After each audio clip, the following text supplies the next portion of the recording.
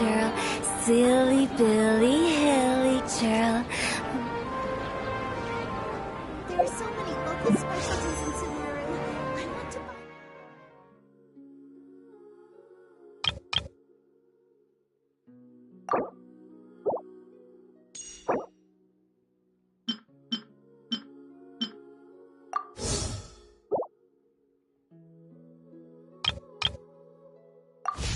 When the sun's out, bathe in sunlight. Once, there was a glorious... But when the moon's out, bathe in moonlight. Everything's ready. Let's go.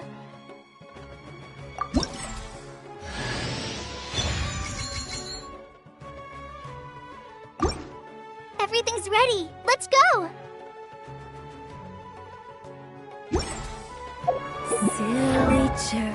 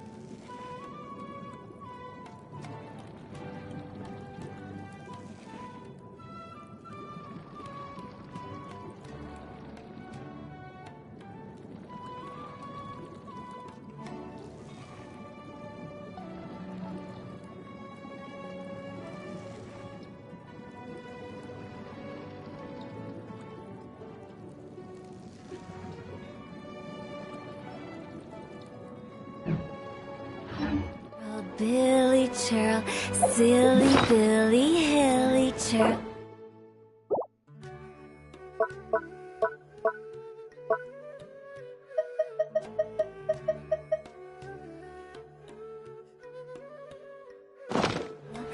Woo!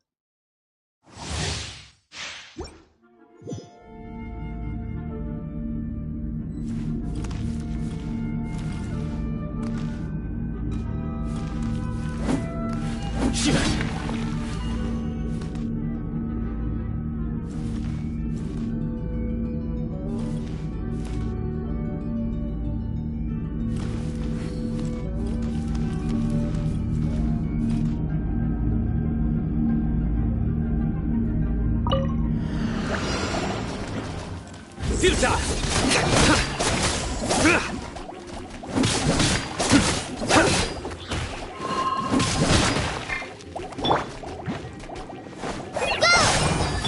Steady as stone.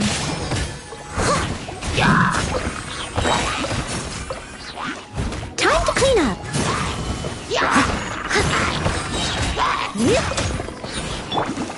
Your sins weigh upon your soul!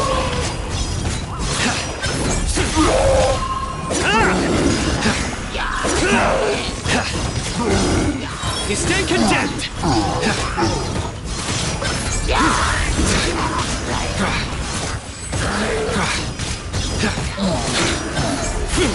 Judgment is upon you!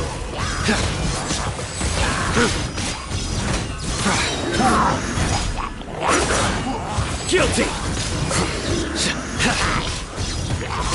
You stand condemned!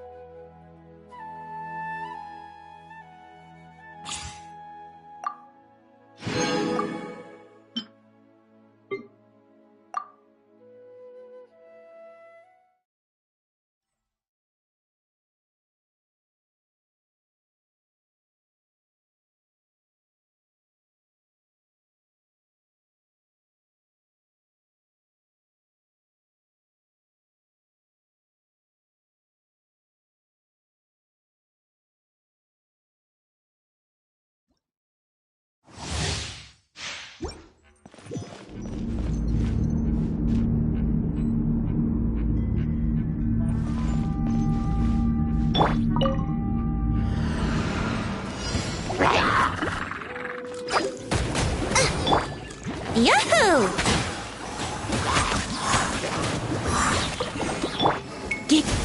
You're in for a little shock.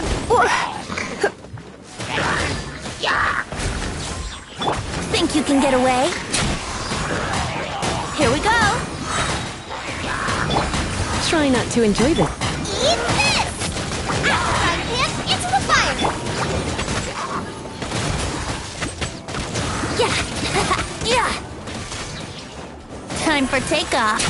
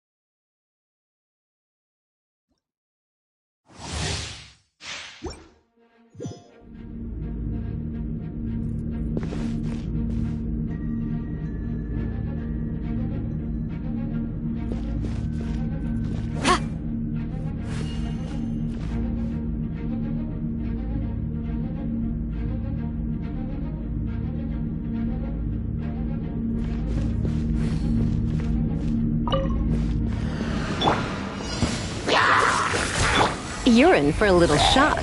Blitz.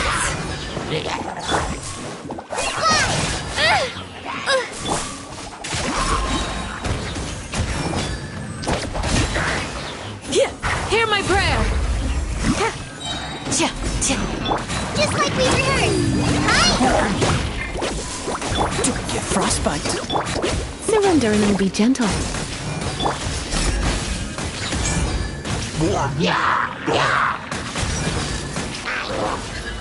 Pin them down! We shall prevail!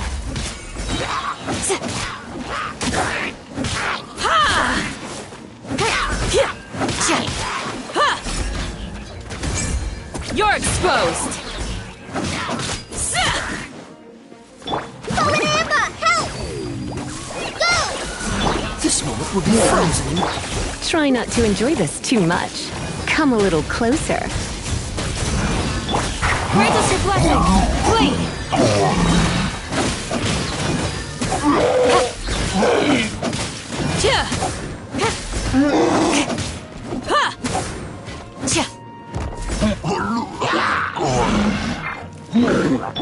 Just like we rehearsed!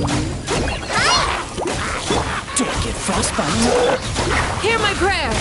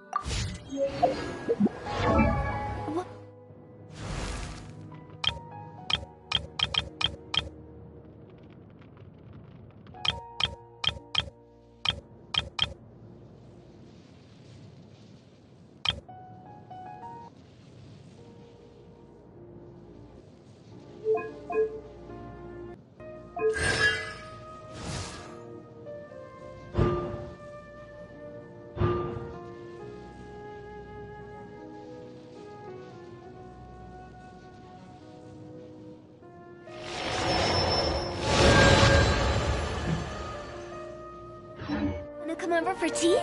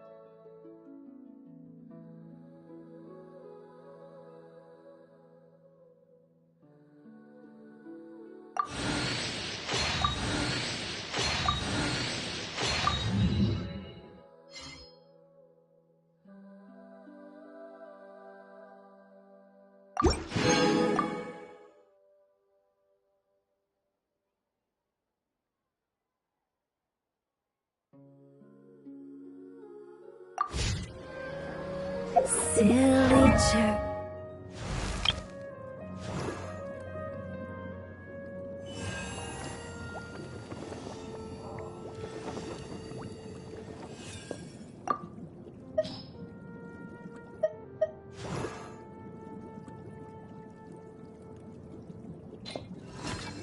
Oh, Billy Joe.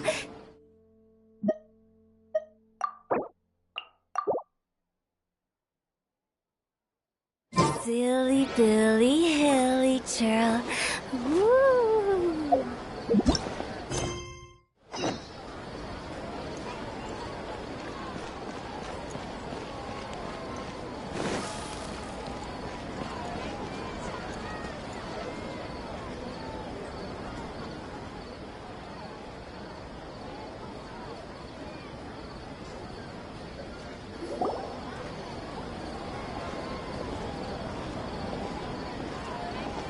Astra Avisosk. We meet again, you two. Hi, Catherine. Do you have any commissions for us today? Commissions, huh? Let me think. Oh, how about this? Please attend the Academia's Academic Symposium this afternoon and recite a love poem on stage. Wait, say what now? And if possible, please also use your camera to capture the reaction of the audience upon finishing the poem. Huh? What kind of commission is that? I see. It appears that you're not interested in this commission. In that case, please go to Port Ormos and convince the Eremites there to spend some time volunteering at the local orphanage. Hey, that's not any better. I'm sure the mercenaries will have some interesting reactions as well. Paimon's gotta ask, just who exactly has been submitting these commissions to the Adventurers Guild? Oh, the commissioner? Well, actually, I just wanted to see the two of you in action. Was it so obvious? I was hoping you would actually take one of those commissions. That kind of chance to observe humans doesn't come by often.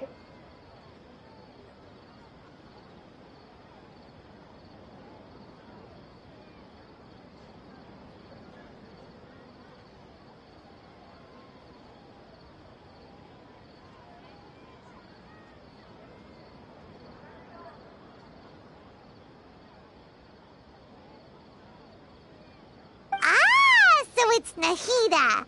Paimon just knew Catherine wouldn't crack those kinds of jokes. When did you get into her head? From when she said, Ad Astra Abisosk. So it's been you this whole time?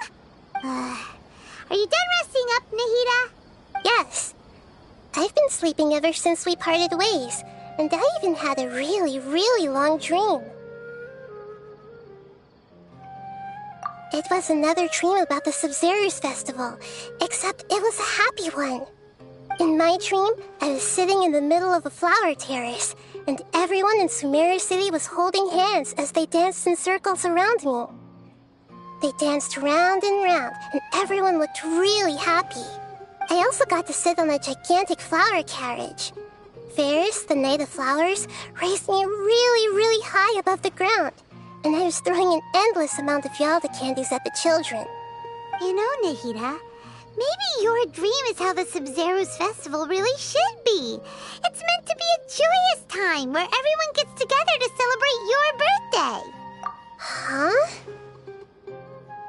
Wasn't I describing a really happy dream? Why are you both looking at me like that? Wait, could this be an example of the emotion known as pity? No, we aren't pitying you. That would only make everything worse. We just don't want you to feel too sad. By the way, have you had a chance to visit Dunyarzad? How's she doing? The Homianis haven't allowed any visitors after the festival, so we haven't been able to check on her. Yes, I paid her a visit right after I woke up. She was resting at the time. Her condition is stabilized. However, since Elazar is a manifestation of the withering on the human body, we can only cure it by finding a way to take care of Irminsolv's own withering. But for the moment, our top focus should still be figuring out what the sages are up to and what they're planning. Right. Who knows what'll happen if they manage to pull off another scheme like the Samsara of the Sub-Zero's festival? So our first priority should be investigating and putting a stop to the sages' activities. As for how we should pull that off, let's discuss it somewhere else. There are too many adventurers around here. Oh, good point. Sorry, adventurers. We're gonna be borrowing Catherine for a little while.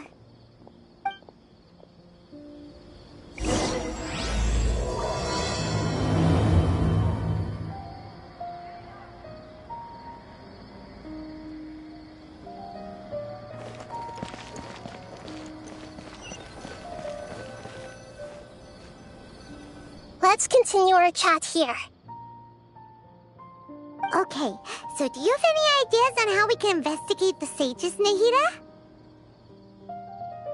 Actually, I've already done a little bit of work on that.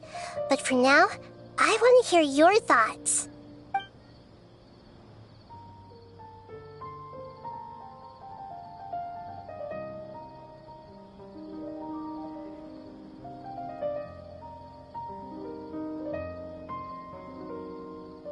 I've already tried that, but all the key members of the Academia, even the core of 30 guards, intentionally avoid wearing their Akasha terminals. It seems that from the very beginning, they've been guarding against info leaks from the Akasha. Of course, it could also be because they're wary of me. Have you already caught the sage's attention? I'm guessing it. But distrusting me would make perfect sense if they've ever paid attention to the urban legends about me. In any case, I probably can't take over their minds directly. No way, that's too risky. You mean it'd be too easy to get caught? No, it's not that. We shouldn't involve innocent students in this. A single mistake could completely ruin their lives. Doing that would be ignoring the safety of my people for my own selfish goals. How is that any different from what the sages are doing? That's a good point. Spoken like the god of Sumeru. We're in the dark as of now. Since we still don't know anything about their goals, any rash move could tip them off and lead to terrible consequences. After all, every person in Sumeru City is one of their hostages. Are we really out of ideas? Nahida, you're super smart, so you already have something in mind, right? Don't keep us in suspense. Spill the beans already. According to a popular theory from the Vahumana Darshan of the Academia, rejecting impractical motions at the beginning of a planning session will give more weight to the actual proposal. Okay, but aren't you the god of wisdom? You don't have to use that kind of gimmick to make us take your ideas seriously. Well, I've been thinking that if I can't directly possess the leaders, and if I can't get ordinary people involved, then I should find someone who's already involved, but hasn't decided to side with the sages. You're saying we should recruit a spy? That does sound like it could work.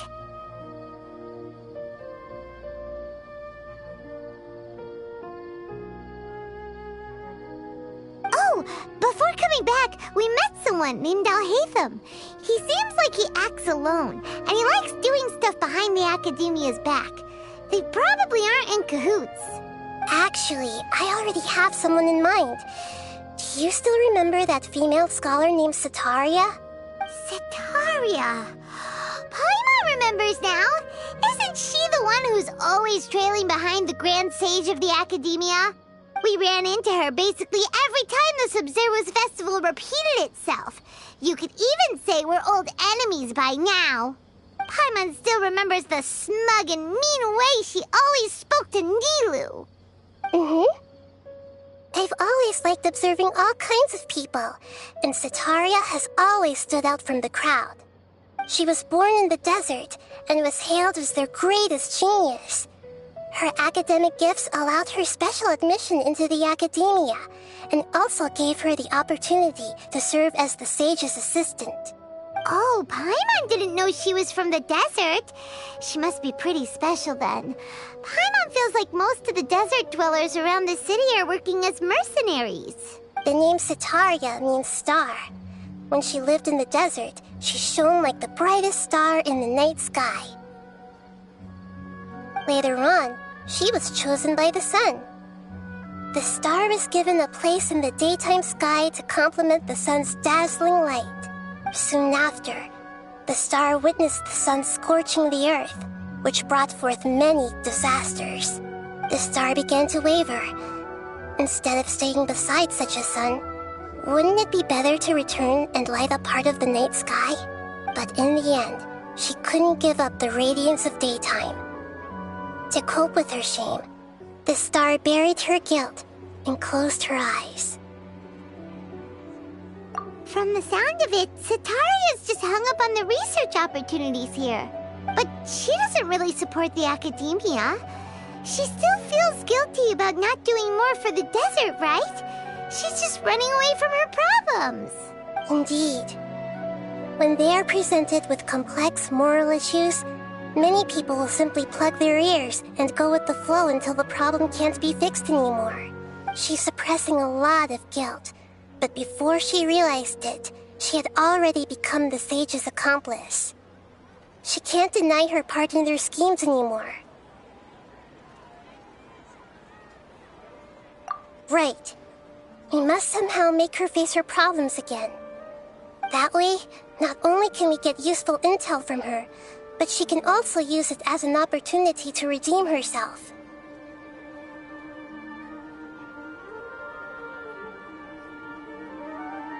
From my past observations, Sitaria will take a day off from the academia every 10 days to do some shopping in the city.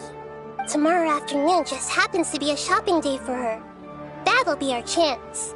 To prepare, let's go check out some of her favorite spots and have a quick chat with a few of the vendors there.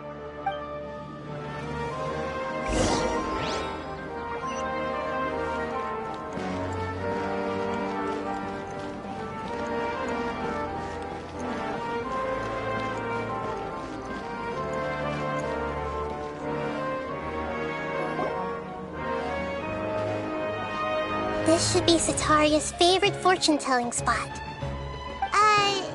So should we ask the fortune teller about Sitaria? No, I already have enough information on Sitaria. The most important thing now is for you to pay attention to the vendor's talking style and key characteristics.